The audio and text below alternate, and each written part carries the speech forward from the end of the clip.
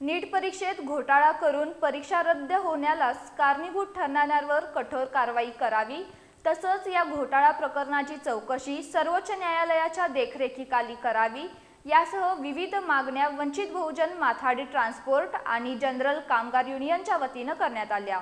या मागण्यांचं निवेदन आज जिल्हा प्रशासनाकडे देण्यात आले। देशातील लाखो विद्यार्थ्यांचं भवितव्य अवलंबून असलेली नीट परीक्षा पेपर फुटीच्या घोटाळ्यामुळे रद्द झाली आहे। हा गैरव्यवहार म्हणजे संघटित भ्रष्ट साखळीचा भाग आहे।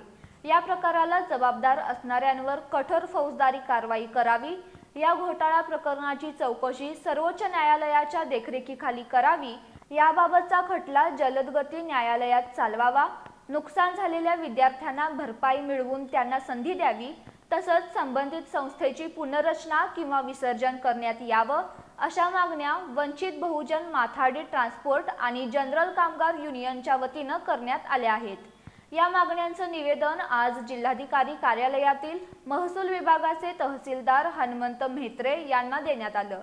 यावेळी या युनियनचे जिल्हाध्यक्ष संजय गुदगे, सलमा मेमन, सतीश दुधगावकर, रघुनाथ कांबळे, संभाजी कागलकर, देवेंद्र कांबळे, शिवाजी कांबळे, तुळशीदास धनवडे, भीमराव कोरगे, सुहासिनी माने यांच्यासह पदाधिकारी उपस्थित होते।